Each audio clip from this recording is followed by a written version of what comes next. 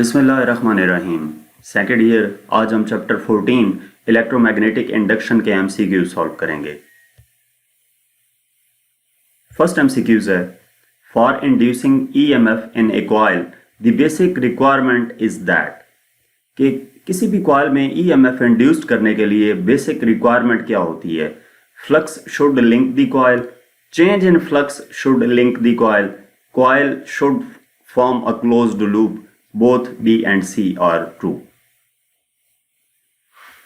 तो इनमें से जो बेसिक रिक्वायरमेंट है किसी भी कॉइल में ईएमएफ इंड्यूस्ड करने के लिए, वो जो कॉइल है वो एक ऐसे मैग्नेटिक फ्लक्स में मौजूद हो जो कि मैग्नेटिक फ्लक्स चेंज हो रहा हो। तो इसका मतलब यह हुआ, इसका बी ऑप्शन करेक्ट होगा, चेंज इन मैग्नेटिक फ्लक्स। वैसे भी आप इंड्यूस्ड ईएमएफ का फार्मूला देखें तो E इक्वल होता है -n del phi by del t। ये फैराडे लॉ ने बताया था हमें। तो इसके मुताबिक अगर हम देखें तो E किसकी इक्वल है, rate of change of flux के, यानी कि change in flux should be link the coil. तो इसका बी ऑप्शन करेक्ट होगा। नेक्स्ट एमसीक्यूज नंबर 2 है, when a single turn coil rotates in a uniform magnetic field at uniform speed the induced EMF will be. अगर एक single turn coil है और वो uniform magnetic field में rotate कर रही है यूनिफॉर्म स्पीड के साथ, तो जो ईएमएफ उसमें इंड्यूस्ड होगी वो अल्टरनेटिंग होगी, स्टेडी होगी, पल्सेटिंग होगी या जीरो होगी। तो बेसिकली फैराडे लॉ के मुताबिक जो इलेक्ट्रोमैग्नेटिक इंडक्शन है, Faraday law of electromagnetic induction, उसमें क्या कहा गया है, when a single turn coil rotates in a uniform magnetic field at uniform speed the induced EMF will be alternating। तो इसका ए ऑप्शन करेक्ट होगा, अल्टरनेटिंग। नेक्स्ट एमसीक्यूज नंबर 3 है, principle of dynamically induced EMF is used in choke, transformer, generator और thermocouple. सबसे पहले जो induced EMF थी वो दो किस्म की थी, स्टैटिकली और डायनामिकली।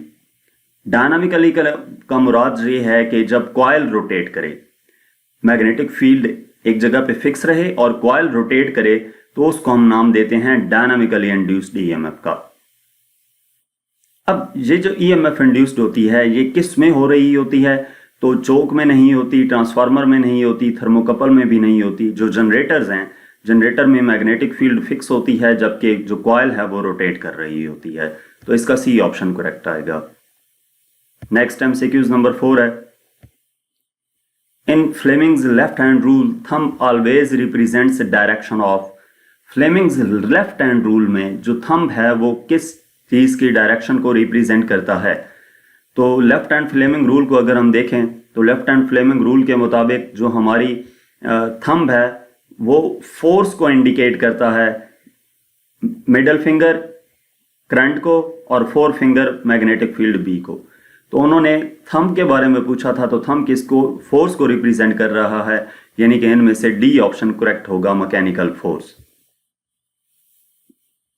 नेक्स्ट एमसीक्यूज नंबर 5 है, the field at any point on the axis of A current carrying coil will be.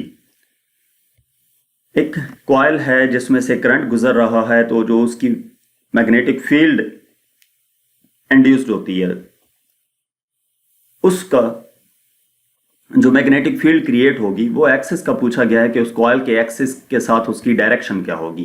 तो इसको डायग्राम की मदद से समझते हैं कि ये हमारे पास एक कॉइल है और इस कॉइल का एक्सिस क्या है, ये सेंटर वाली लाइन होगी। अब इस सेंटर वाली लाइन को अगर हम देखें तो जो मैग्नेटिक फील्ड लाइंस क्रिएट हुई हैं वो इस सेंटर वाली लाइन के साथ पैरेलल हैं। तो इस वजह से इसका बी ऑप्शन करेक्ट होगा, parallel to the axis. Next MCQs number 6 है, When a coil rotated in magnetic field, the induced current in it। जब कॉइल मैग्नेटिक फील्ड में रोटेट करती है तो जो इंड्यूस्ड करंट होगा वो कंटिन्यूसली चेंज करेगा, सेम रहेगा, जीरो होगा या मैक्सिमम हो जाएगा। तो जब कोई भी कॉइल मैग्नेटिक फील्ड में रोटेट करती है और उसमें जो करंट इंड्यूस्ड होता है उसको हम देखने के लिए सबसे पहले जो कॉइल रोटेट करेगी EMF इंड्यूस्ड होगी, E इक्वल होगा N omega A B sine omega T. ये आपने एक्सप्रेशन पढ़ा हुआ है कि जब कॉइल को मैग्नेटिक फील्ड में रोटेट करवाया गया था, तो ईएमएफ जो इंड्यूस्ड हुई थी उसकी हमारे पास फार्मूला है। इस एमसीक्यूज में करंट के बारे में पूछा गया है। I equal to V over R, यहाँ पे V जो है वो ईएमएफ है, E की वैल्यू इस इक्वेशन से पुट की तो n omega A B sine omega T divided by R आ गया। इसका मतलब ये है कि with the passage of time जो करंट है वो चेंज होता रहेगा कंटिन्यूअसली, तो इसका ए ऑप्शन करेक्ट आएगा, continuously changes. Next MCQs number 7 है, in AC generator increasing the number of turns in the coil. AC generator में जब हम नंबर ऑफ टर्न्स को इंक्रीज करते हैं, कॉइल की नंबर ऑफ टर्न्स को इंक्रीज करते हैं, तो उससे क्या इफेक्ट पड़ेगा ईएमएफ पे। हमारे पास जो ईएमएफ का फॉर्मूला है वो E equal to N omega A B sine omega T है। ईएमएफ इंड्यूस्ड होती है, उसका फॉर्मूला है। तो यहाँ पे जो n है वो नंबर ऑफ कॉइल्स को रिप्रेजेंट कर रहा है, नंबर ऑफ टर्न्स को रिप्रेजेंट कर रहा है। तो इसका मतलब यह है कि number of turns directly proportional हैं इंड्यूस्ड ईएमएफ के। तो जब नंबर ऑफ टर्न्स इंक्रीज होंगे तो इंड्यूस्ड ईएमएफ भी इंक्रीज होगा, तो इसका सी ऑप्शन करेक्ट आएगा, increases the electromotive force. Next MCQs number 8 है, the device in which induced EMF is statically induced EMF is, कि वो डिवाइस जिसमें इंड्यूस्ड ईएमएफ स्टैटिकली इंड्यूस्ड होती है वो कौन सा है। पहले हम डायनामिकली इंड्यूस्ड ईएमएफ एक एमसीक्यूज में देख चुके हैं जो कि हमारे पास एसी जनरेटर था। स्टैटिकली इंड्यूस्ड ईएमएफ में कॉइल्स स्टैटिक रहती हैं जबकि मैग्नेटिक फील्ड चेंज होता रहता है। तो ये हमारे पास ट्रांसफार्मर में होता है मैकेनिज्म। ट्रांसफार्मर में दो जो कॉइल्स होती हैं वो एक ही जगह पे फिक्स होती हैं, स्टैटिक होती हैं, जबकि जो उनमें मैग्नेटिक फील्ड इंड्यूस्ड होती है, जो मैग्नेटिक फील्ड क्रिएट हो जाती है वो मैग्नेटिक फील्ड चेंज हो रही होती है। तो इसका ये ऑप्शन करेक्ट आएगा, ट्रांसफार्मर। नेक्स्ट एमसीक्यूज नंबर 9 है, what is the coefficient of mutual inductance when the magnetic flux changes by 2 × 10⁻⁻² weber and change in current is 0.01 ampere. ये बेसिकली एमसीक्यूज है कि म्यूचुअल इंडक्टेंस M के बारे में पूछा गया है, जबकि मैग्नेटिक फ्लक्स जो है phi 2 × 10⁻² है और चेंज इन करंट I की वैल्यू 0.01 है। तो हम म्यूचुअल इंडक्टेंस का जो फार्मूला है वो अप्लाई करेंगे, M equal to del phi by del I. Delta phi की वैल्यू 2 × 10⁻² आ गई, डिवाइडेड बाय डेल्टा आई की वैल्यू 0.01। इसको डिवाइड करेंगे तो ये 2 हेनरी आ जाएगा, तो इसका ए ऑप्शन करेक्ट होगा। नेक्स्ट एमसीक्यूज नंबर 10 है, the induced EMF in a coil is proportional to. जो इंड्यूस्ड ईएमएफ होती है कॉइल में वो किसके डायरेक्टली प्रोपोर्शनल होती है। Magnetic flux through the coil, rate of change of magnetic flux through the coil, area of the coil और product of the magnetic flux and area of the coil. तो पहले हम induced EMF जो है उसको अगर गौर से देखें तो E induced EMF directly proportional होती है rate of change of magnetic flux के। तो इसका मतलब यह हुआ कि बी ऑप्शन करेक्ट होगा, rate of change of magnetic flux through the coil. Next MCQs number 11 है, in a coil current change from 2 to 4 ampere in 0.05 second. Coil में जो करंट चेंज हो रहा है वो 2 से 4 एम्पेयर चेंज हो रहा है 0.05 सेकेंड में। If the average induced EMF is 8 volt, then coefficient of self-inductance is। अगर एवरेज इंड्यूस्ड EMF 8 वोल्ट हो तो कोएफिशिएंट जो है सेल्फ इंडक्टेंस की वो क्या होगी, यानी कि I current, change in current given है, चेंज इन टाइम गिवन है, इंड्यूस्ड EMF गिवन है, कोएफिशिएंट ऑफ सेल्फ इंडक्टेंस हमने कैलकुलेट करना है। तो सेल्फ इंडक्टेंस फाइंड करने के लिए induced EMF in self inductance किसकी इक्वल होती है, E equal to L delta I by delta T.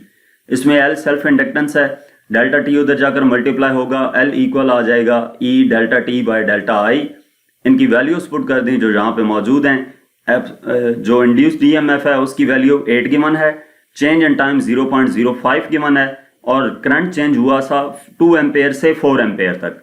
तो 4 - 2 करेंगे, इसको सिंप्लीफाई करते हैं तो ये 0.2 हेनरी आ जाता है, यानी कि ए ऑप्शन करेक्ट होगा। नेक्स्ट एमसीक्यूज नंबर 12 है, which of the following quantities remains constant in step up transformer. इनमें से कौन सी क्वांटिटी जो है वो स्टेप अप ट्रांसफार्मर में कांस्टेंट रहती है?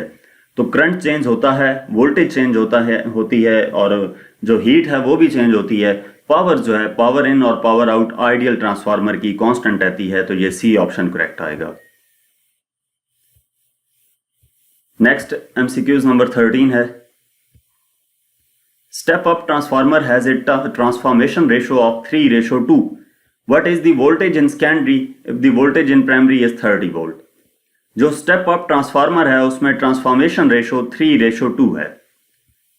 वोल्टेज जो है सेकेंडरी में हमने कैलकुलेट करनी है, यानी कि Vs कैलकुलेट करना है अगर Vp 30 वोल्ट हो। तो इसमें हमें फॉर्मूला अप्लाई करेंगे NS/NP इक्वल टू VS/VP वाला, टर्न रेशो वाला। तो Vs हमने कैलकुलेट करना है, Vp इधर जाकर मल्टीप्लाई होगा, यानी कि Vs equal to NS/NP Vp।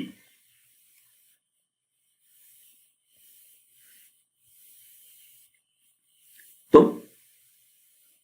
इसमें Vs इक्वल आ जाएगा, NS की वैल्यू हमारे पास number of turns in secondary coil 3 हैं, number of turns in primary coils 2 हैं और प्राइमरी वोल्टेज जो है वो 30 है। इसको मल्टीप्लाई करेंगे तो 45 वोल्ट आंसर आ जाएगा, यानी कि इसका ए ऑप्शन करेक्ट है। नेक्स्ट एमसीक्यूज नंबर 14 है, eddy current is produced when metal is kept in varying magnetic field, metal is kept in steady magnetic field, circular coil is placed in steady magnetic field, or current is passed through a circular coil। तो eddy current जो होता है वो produced होता है कब? जब एक मेटल को रखा जाता है वेरिइंग मैग्नेटिक फील्ड में। ये पूरा आप टॉपिक पढ़ चुके हैं, उसमें आपको डिटेल से बताया गया था कि जब किसी मेटल को वेरिइंग मैग्नेटिक फील्ड में रखा जाए तो उस वक्त एडी करंट प्रोड्यूस होता है। तो यहां तक हमारे पास इस चैप्टर के एमसीक्यूज थे। मजीद किसी भी चैप्टर की एक्सरसाइज का सलूशन देखने के लिए आप हमारा चैनल विजिट कर सकते हैं। इसके अलावा अगर आपको किसी भी सब्जेक्ट की ऑनलाइन या होम ट्यूशन की ज़रूरत हो तो व्हाट्सएप पे कांटेक्ट कर सकते हैं। Thank you.